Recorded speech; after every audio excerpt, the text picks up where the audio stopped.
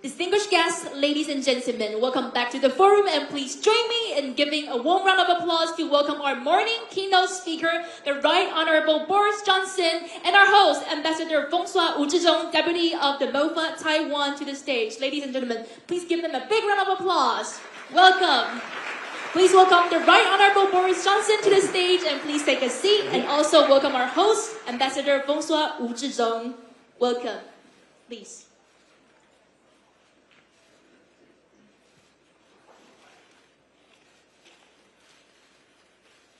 Distinguished guests, ladies and gentlemen, mesdames et messieurs, 各位女士先生 good morning, bonjour, 大家早安。On behalf of the Ministry of Foreign Affairs of Taiwan, it is an honor and a privilege to welcome you all this year's Katagalan Forum Indo-Pacific Security Dialogue. Today, we are especially proud to host a figure whose presence speaks volumes about the importance of shared democratic value and the deepening bonds between free societies. It is my distinct pleasure to introduce our keynote speaker, the Right Honorable Boris Johnson, former Prime Minister of the United Kingdom. This occasion marks Monsieur Johnson's first visit to Taiwan. We are delighted to welcome him in a spirit of friendship and sincere respect. Mr. Johnson served as a UK Prime Minister from 2019 to 2022, a time of extraordinary global turbulence and transformation. His premiership was characterized by an unwavering conviction in the power of democracy to stand united in the face of threat, be they political, economic, or military. Under Mr. Johnson's leadership, the United Kingdom took whole steps to reposition itself globally, most notably through the 2021 Integrated Review, which heralded Britain's strategic tilt toward the Indo-Pacific. This reorientation acknowledged the region's growing importance to worldwide peace and prosperity, and it paved the way for deeper cooperation with like-minded democracies, including Taiwan. In particular, when the United Kingdom held the G7 presidency during Mr. Johnson's term in 2021, the G7 leaders' communique for the first time explicitly underscored the importance of peace and stability across the Taiwan Strait. This marked a collective sharpening of the G7 focus on Indo-Pacific affairs and represented a meaningful expression of support for Taiwan's security and international presence. Taiwan deeply appreciated Mr. Johnson's commitment to upholding democratic value and his role in fostering a more inclusive and rule-based international order. Mr. Johnson has never shied away from speaking truth to power. He has been one of the clearest and the most consistent voices in Europe in support of Taiwan's democracy and in calling attention to rising tension across the Taiwan Strait. His stance has underscored the importance of maintaining peace, stability, and freedom of navigation in this vital region, and has contributed significantly to international awareness and resolve. At the same time, Mr. Johnson has played a leading role on the global stage in responding to Russia's war of aggression in Ukraine. During his premiership, the United Kingdom moved swiftly to implement strong sanctions against Moscow, provide robust military and humanitarian aid to Kiev, and a ready international partner in defense of the principle of sovereignty and international law. His leadership on this issue demonstrated a profound commitment to collective security and democratic resilience. But Mr. Johnson is more than a leader of consequence.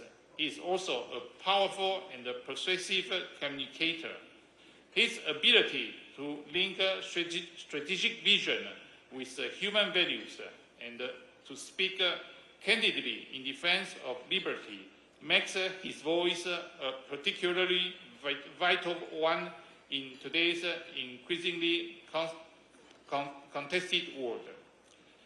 As Taiwan continues to work with a global partner to safeguard peace in the Indo-Pacific and uphold the rules-based international order, we are honored to count Mr. Johnson as a friend and a supporter of Taiwan cause.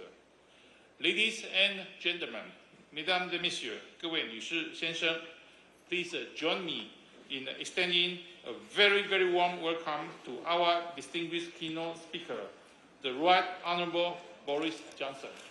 Thank you, Deputy Minister Wu. And ladies and gentlemen, please welcome the Right Honorable Boris Johnson for his speech. Welcome. Well, Minister Wu, thank you very much for that wonderful introduction, the longest and most enthusiastic introduction I've had for a very long time. Li Ho, everybody. Ni hao. Very, very good to see you. And Mr. Chairman of the Prospect Foundation, Monsieur le Président de l'Assemblée Nationale, ministers, colleagues, friends, Ukrainian friends who are here, thank you for this invitation. It's wonderful to be here in Taiwan at last, because until yesterday, I had only seen this country on my lockdown Peloton machine, which had a screen on the handlebars, giving me the illusion that I was cycling on the coastal path of Taiwan. So for day after day, I was up on the top floor of number 10 Downing Street, puffing away on my exercise bike and watching the rain-slicked tarmac of Taiwan spool away in front of me. And I believed I was on this magic island. And I noticed everything. I noticed how beautiful it is. And I also noticed, by the way, how sheer, how vertical the cliffs are, and how difficult to attack, which is a point I think that deserves to be more widely noted. But I couldn't see any people, and I couldn't see the culture, and there were no clues as to Taiwanese society, except it all seemed very clean and very well organized. And it was irritating, because I wanted to find out about the incredible Taiwanese triumph, which I believe will be in the key technology of the 21st century. And so I've come here really as a pilgrim and as an admirer from a distance of Taiwan, and as a total believer in AI and an addict of ChatGPT. And look, I don't mind if ChatGPT occasionally makes things up or gets things wrong, because it's so polite and so good for my ego. And imagine having a little friend who tells you every day, you had a brilliant and original idea. You're so clever, says ChatGPT. Me love you long time, says ChatGPT. And it's all free. It's absolutely fantastic. And far from fearing the future, I look forward to the day when artificial intelligence goes through the protected bourgeois professions like a whirlwind of fire, torching the ridiculous, time-consuming, and, don't you agree, time-consuming, expensive nonsense conveyancing, planning applications, way leaves, all this legal stuff. All this stuff that's been used to hold people like me to ransom for generations. And look, I mean, don't worry, all the people who do these jobs, you know, accountants, lawyers and so forth, they're going to get other jobs. It's going to be fine, because great technological change always ends up creating more well-paid jobs than it destroys. And we will solve the problem of social care workers, the shortage of social care workers which we have in our country. Not with more immigrants, but with, I think, eventually ChatGPT. ChatGPT androids, reminding the elderly to take their pills in a tirelessly polite and deferential manner. AI is going to help humanity in millions of ways that we can only guess at right now. It's the biggest advance in cognitive power I've seen in my lifetime. It has the potential to be bigger than the internet, bigger than Gutenberg, bigger than print itself. And all of it is made possible by Taiwan, isn't it? It's true. As I'm sure you all know, about 95%, perhaps even 100% now, of the sophisticated microprocessors that are necessary for AI are made here through the genius of Taiwanese manufacturers' atomic-level precision in lithography and etching. I remember when I first became Prime Minister of the UK in 2019, I said, look, I was aware of this thing. I said, look, we've got to catch up with Taiwan. We can't lag behind. I said to my officials, how much would it cost for us to build a fabrication plant here in the UK? And they said £9 billion to begin with. I thought, that seems quite a lot. But I said, okay, right. And then they said, but even if we could do it on a reasonable timescale, we could not guarantee that our chips would be as good as Taiwan's, because year after year, the Taiwanese are getting better and better. And year after year, these Taiwanese chips put new distance between themselves and their competitors. And so, of course, I gave up the idea of the UK government trying to compete with you. And I've come here because I know that there is a fundamental reason why this miracle is taking place on this island and nowhere else in the world, or at any rate, a unique combination of factors. There's a strategic vision of the Taiwanese government. We just heard just now from President Lai, the companies themselves, who are driven by constant desire to improve. But then there's the whole commercial environment of Taiwan, the spirit that you notice as soon as you get here, which you can't detect on your number 10 peloton, as I say. And it seems to me that there is a zing and an energy and an optimism here, because this is a free country where everyone has the equal protection of the law, where you don't have to worry that someone is going to steal your intellectual property because you have security of IP, and where you don't have to bribe some party apparatchik to get a contract, because on the whole, corruption here is very low. And that freedom, under the law, gives people tremendous confidence to invest and to take risks, commercial risks, that they might not otherwise take, and therefore to innovate. And I think that is why Taiwan leads the world in what is currently the world's most important technology. And so, of course, it follows that it's vital, not just for Taiwan, but for the West, for my country, for the whole world, that we protect that freedom here in Taiwan. Because I think I can safely say after 24 hours that we have a miracle here in this country. A Chinese country of 24 million people, where the population feels free, feels different, and feels a strong sense of Taiwanese identity. And as far as I understand things, the majority of people do not, on the whole, want to declare that they are immediately a sovereign state independent of Beijing. Have I got that right? That seems to be the general, or a view of a large number of people, because they're aware of the sensitivities on the mainland. All they want, as we've heard from the President earlier on, all they want is to protect the status quo, to protect democratic self-government and the freedom that is at least partly responsible, I believe, for your success. And the sad thing about what is happening now is that it is not the people of Taiwan who are demanding unilateral constitutional change, is it? On the contrary, it's Beijing that is insisting without the slightest evidence that the current arrangements are somehow unsatisfactory. And every day, we see it on our TV screens. The People's Republic of China is trying to bully Taiwan into submission. And the PRC is sending boats into Taiwanese waters and planes into Taiwanese airspace as if to remind the world, as though we needed reminding, of the might of the Chinese armed forces, and thereby signalling their intention by 2027, we're told, which is not very far away at all, to impose Chinese communist rule on this island, to eradicate democracy, to impose unification, and basically to run the place from Beijing.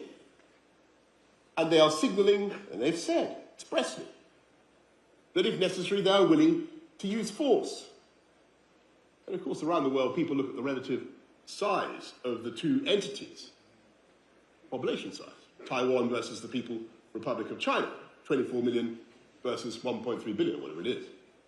And they wonder how Taiwan could possibly survive in such a struggle. I mean, around the world they do. I don't think they worry about it here, do they? Do you think Taiwan, let me ask you seriously, do you think Taiwan can survive? Do you think this blessed island, this happy accident of history, can keep its free and democratic status?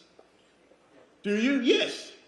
Good. Well, I'm here to assure you that I also believe that Taiwan can and Taiwan will, because it's plain to me that freedom is what the people of Taiwan want. And in the phrase of John Stuart Mill, you are lovers of your own liberty. And I don't believe that spirit will ever be crushed. And I say therefore to our friends in Beijing, and they should be our friends, by the way, that is a huge mistake to use intimidating and aggressive measures against Taiwan. And that publicly to contemplate violence is madness. Because the minute you use force to make a unilateral change to the status quo, you risk a chain of events that you cannot control, because that is, I'm afraid, what war always means. And we know, of course, that there are currently ambiguities in the official US position, the official British position, about what we would all do in the event of an attack on Taiwan. And that is for the very good reason that no one wants to get drawn into a discussion about a set of circumstances that we all passionately hope to avoid. But you also know, because you've seen it at this conference and previous versions of this conference, that there are already powerful, distinguished American politicians who are willing to speak up for the defense of Taiwan.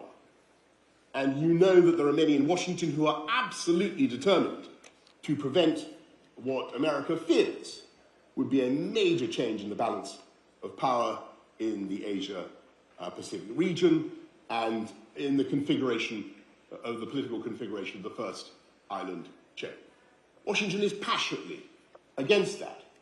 And by the way, we all know that the United States has the ability, the sheer kinetic power, to change the course of any war on the planet.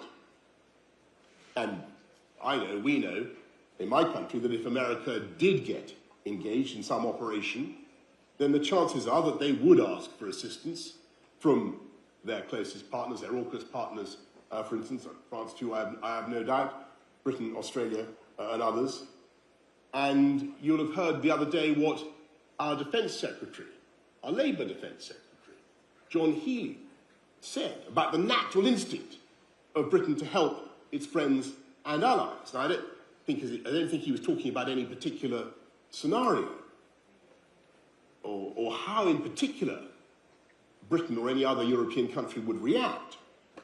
Because the truth is, right now, we don't know how it would look, how it would feel, what the occasion would demand from the Western powers. We're uncertain.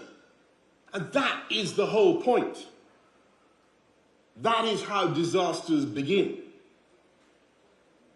It is far easier to start a war than to predict how it will go. And you only have to go back 3 years to see how an act of war can trigger consequences that are entirely unforeseen and unintended. And there are clear differences between Taiwan and Ukraine. Analogies are not always accurate. But there are some lessons that can certainly be drawn. And when Putin invaded Ukraine in February 2022, he did not expect that by now Russia would have sustained 1 million casualties with 250,000 dead, did he? He didn't bargain for that. He didn't expect that after the colossal expense of Russian blood and treasure, he would still only control about 18% of Ukraine. Slava Ukraini, by the way. Slava Ukraini. He never expected that the Ukrainians would resist so heroically, or that they would receive such steadfast and generous Western support, started, by the way, by President Trump when he gave the Javelin missiles. The war has been appalling for the poor and blameless people of Ukraine. It's been a disaster for the world. It has also been a total catastrophe for Putin. He will go down in history, not as the man who reunited the two most important parts of the former Soviet Union, not as the man who brought Ukraine back under Moscow's control. He will be remembered as the man who, by his arrogance and impatience, created in the hearts of Ukrainians an absolutely inextinguishable national feeling and desire for independence. Putin is not the man who restored Russian pride. He is the man who gambled on violence and lost, and believe me, he is going to lose. And I think in the Trump White House, the scales have now fallen from their eyes about Putin. And there is a real possibility that in just a couple of days, August the 8th, isn't it?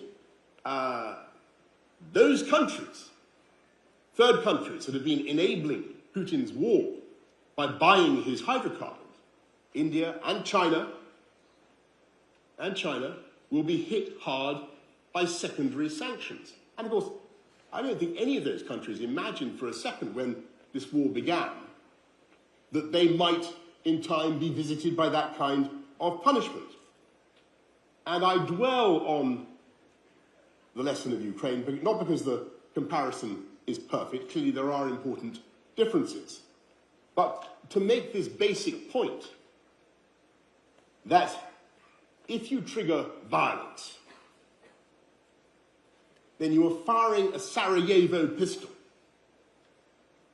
that can lead to disaster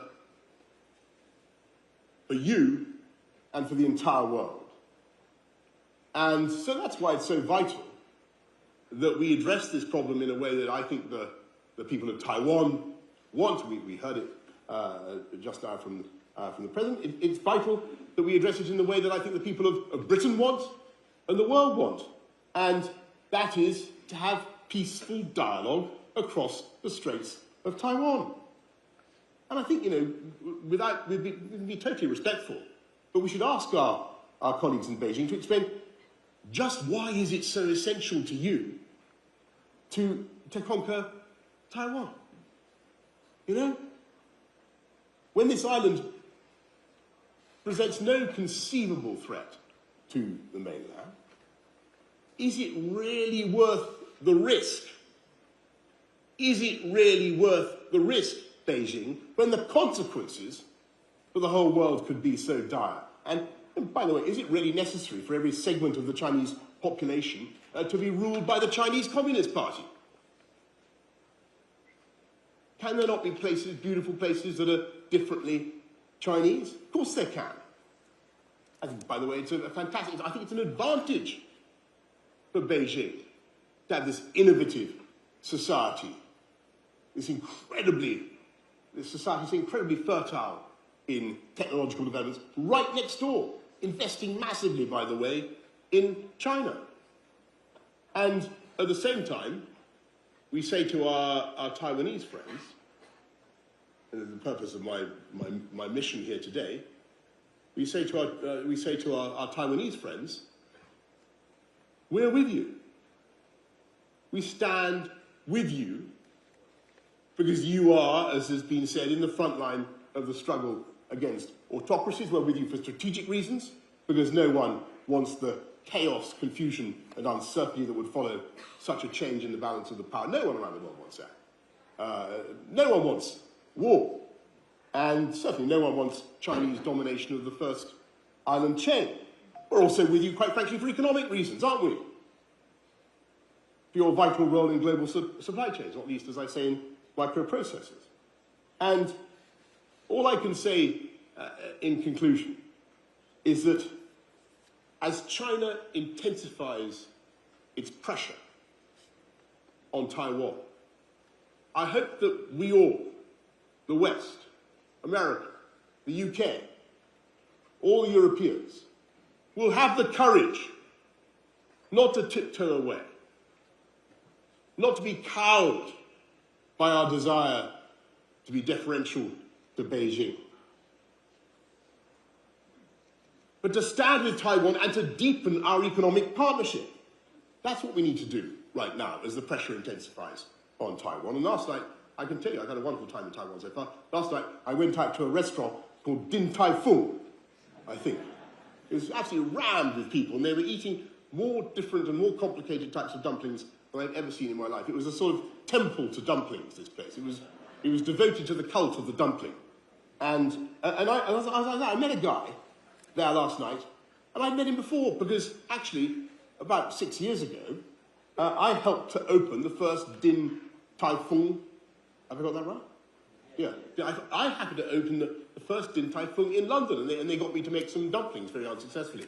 And I am thrilled to say that since then, there are now 3 such Din Tai Fungs in London, and Taiwanese influence is spreading the whole time. And UK-Taiwan trade, you should know, I am proud to say, is growing, and growing fast. £9 billion this year.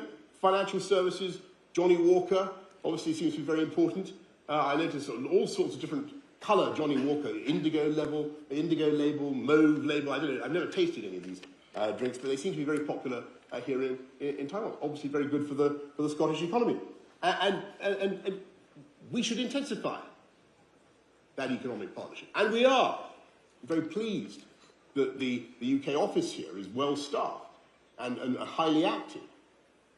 And in the end, folks, we're with you for the best reason of all, which is that we share your values.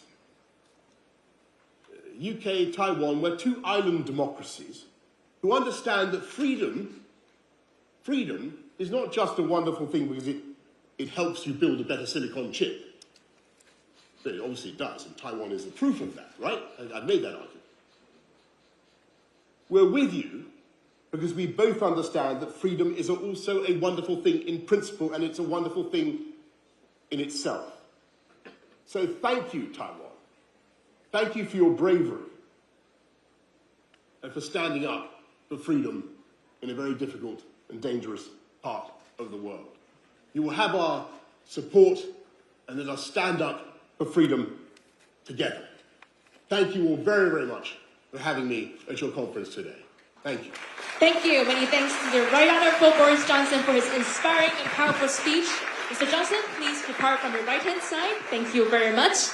Let us give him a round of applause once again as we thank him for his steadfast support and bid him farewell for his departure. Thank you. Mr. Johnson's unwavering commitments to the values of freedom and democracy and his enduring friendship with Taiwan are sincerely valued and will long be remembered. And once again, I'd like to also thank Deputy Minister Wu for hosting and presenting introductory remarks.